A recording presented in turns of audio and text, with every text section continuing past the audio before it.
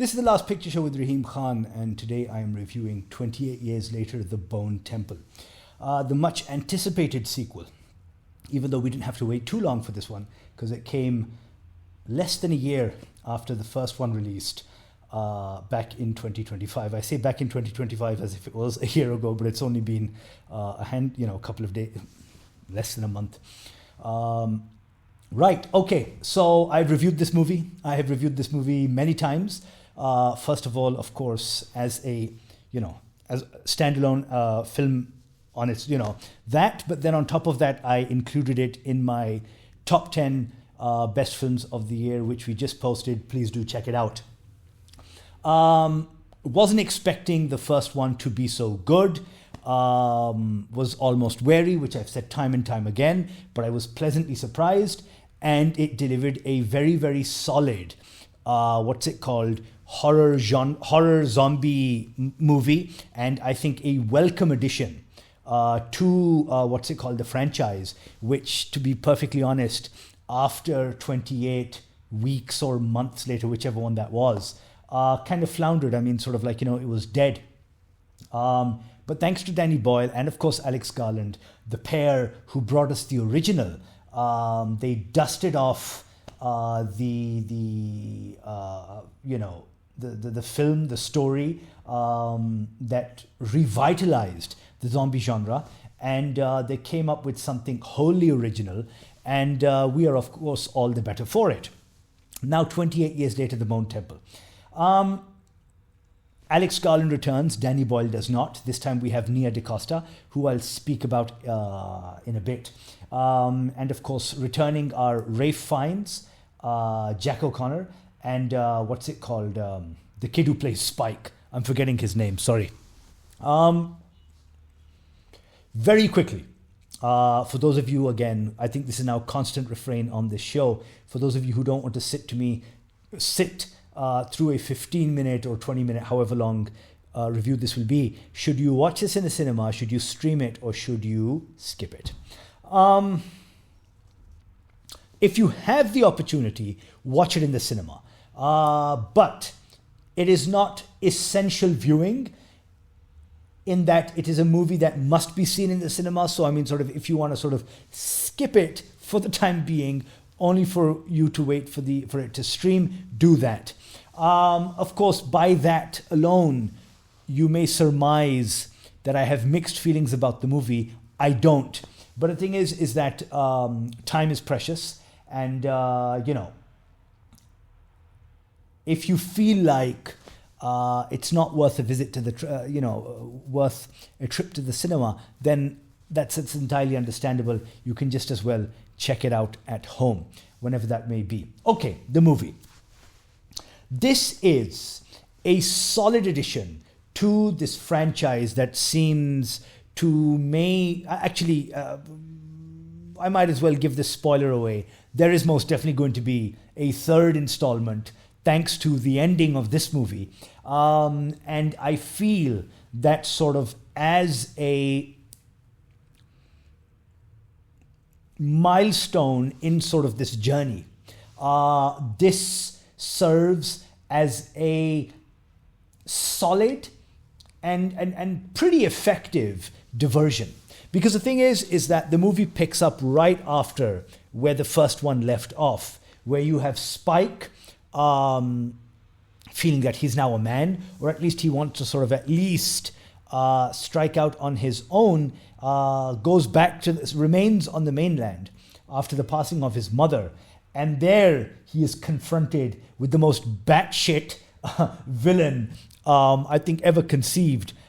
This is, of course, Jack O'Connor's character, who we see at the very start of 28 Years Later, who is the little kid spared, of course, the zombie horde, and his father turns out to be the vicar who is off his rocker. He is now all grown up, and he looks like Jimmy Savile, which I think is nightmare-inducing alone. But I mean, now he has these mini-me's who all have that shaggy do of platinum blonde hair, tracksuits, lots of jewelry, and they're well, not katana wielding, but I mean, they definitely have sort of mad ninja skills because they're hopping about and like sort of slicing and dicing, zombies for you. So we see that happens at the very end of the first movie, and this picks, up right where we left Spike. He is now in the captivity, if you will, of this crew of Jimmies, and he has to now sort of stake a claim on this team. How that happens, you'll have to see for yourself. In the meanwhile, sort of on the other, sort of concurrently, we return, of course, to Ralph Fiennes, who plays Dr. Ian Kelson, and his budding relation with Samson, the alpha zombie. So these are the two stories. So when I was saying that this is a film that isn't necessarily, it is most definitely, of course, a continuation, right? But less so in sort of a linear fashion and more of a slight diversion. Because the thing is that if the end of the first movie left certain things that had to be tied up, this is the movie that does it. There are some truly... Okay, first of all, for those of you who may be wondering, the movie's not shot on a bunch of iPhones.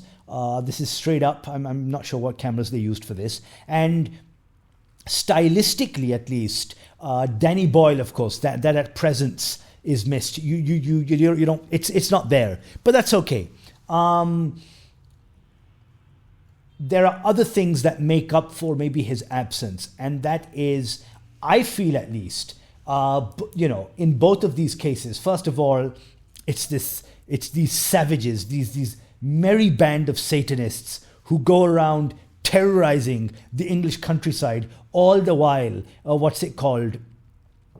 trying to fend off zombies. That's one story. And then, of course, I feel the most important part of the story, which is, of course, leading up to the third one, right, is the developments that go on between, the Mad Doctor, if you will, and his zombie friend. There is this moment in this movie that, much like if you remember that movie from, I would say, a good decade or so ago, Bone Tomahawk, it is a moment of such unbridled savagery, such horror, that it equally makes its way very easily into the annals of sort of horror greatness, if you will, but it is a moment that just stays with you. Much like sort of very many scenes in Bone Tomahawk, there's this one scene in this that, there's always something like, for example, in The Walking Dead, on the one hand you had the zombies, but that show was always very effective in trying to tell you how, while there are these sort of mindless animals almost, sort of that animality still exists in sort of humans. And we saw that season in, season out. And we see that here as well. Because while, of course, initially there's sort of great comic value in just seeing these Jimmy Savile doppelgangers. When they go to town on this one particular family, it is something that is honestly vomit-inducing. It is... I don't want to give it away, but essentially this family, they're taken hostage by these Satanists, and this cult that is formed around, of course, Jack O'Connor's character, Sir Jimmy. I think in order to sort of maintain his hold over these people, he constantly, of course, as is with all cults, keeps on pumping them with sort of bullshit things and sort of all of these rituals and, of course, sacrifices. And I will leave it at that because I don't want to give any more away. It is worth the surprise, but it will leave you scarred, literally. So there's that. On the other hand, of course, you have Dr. Ian Kelson, played, of course, by one of the finest actors that sort of at least is existent today, is still around with us. And of course, that's with Ralph Fiennes, with his lullaby voice almost. I mean, it's so soothing. And here he is, a survivor, trying to make sense of this world that has turned to, of course, savagery. And I think in it, he is trying to, I guess, be as human as he can be as human as, I guess, the world allows him to be, such a world. And while we saw that he had somehow, I wouldn't say tamed the Alpha, played by this man mountain of a British actor who I think was an MMA fighter at one point. The blow darts that he uses on the Alpha definitely has some sort of effect, because we see initially that the Alpha, the zombie, is sort of has some sort of cognition, isn't sort of just a raving lunatic. And we see sort of as the story develops and is building, because in the first one, if you remember, we had Samson, this Alpha, actually have a child with another zombie. We see a pregnant zombie, and the baby is, of course, virginal. I mean, it's virus-free, rage virus-free. So in this, what's it called? The doctor, I guess, surmises that the rage virus, while turning these people into these sort of like turning, sort of average people into these raving sort of savages, there is, of course, a physical component of the virus, but then there's also a mental one. And he sets out to treat it. I don't want to give away another spoiler. I want you guys to watch this movie and be as surprised as I was. But I thought that was something where Garland is taking at least this, the zombie mythos in a new direction. I really like that. Ralph Fiennes, again, I have to come to that because, I like how they've sort of added more depth to this character. Sort of, yes, he's a doctor, but he's also somebody who likes Duran Duran. He likes Iron Maiden. He sort of is listening to that, and he sort of has this. He's created some sort of normality for himself in this world that's literally gone off the deep end. Slowly and gradually, of course, these two worlds collide. Sir Jimmy and the Satanists, and Dr. Ian Kelson and his Bone Temple. Jack O'Connor, of course, we saw him as that vampire in Sinners. I even mentioned how he's in SAS Rogue, Rogue Heroes? And he really hams it up in that. But he's a very decent actor, and he's really good in this one.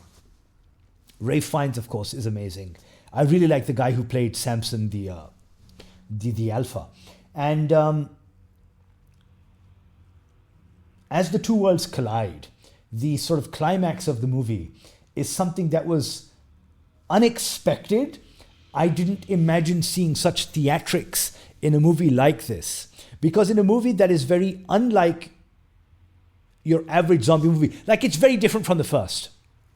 If that movie had a very sort of clear sort of objective and goal in mind, because the thing is that, father and son come to the island, they then go back. The son then realizes that there's a way to cure his mother, or at least sort of seeks medical attention, goes back, and sort of you see that sort of like, point A to B to C. In this movie, you're not quite clear what's going on. I would say that sort of almost the zombies are barely there. I mean, in this case, it's a story between sort of these two father figures, if you will, sort of clashing and sort of seeing what comes out, what is the aftermath. Nia DaCosta, a word on her. Seeing as how she directed The Marvels, which was one of the worst Marvel movies, I was skeptical. I didn't know what to think of this woman when, she was given reins over this film. But she does a very good job. And I think that maybe, it's unfair to level all of the blame of that disaster on her shoulders alone. Of course, it's nothing like sort of that visual style that Boyle brought with the first movie. This is quite different. But I think that she is aided by a very, very solid script, again by Garland. The ending of this movie is interesting because, and I don't know how much of a spoiler this is, considering that sort of it was mentioned that this person has been cast, and of course, that is Cillian Murphy. Cillian Murphy was, of course, in the very first movie, 28 Days Later. And suffice it to say, he returns to the franchise, and this, of course, sets up our third movie, whenever that may be. So, all in all, quite a different movie from the first, but I think being different is good. It helps add another, sort of flavor, if you will, to this, to this developing story. So definitely check it out. This is 28 Years Later, The Bone Temple.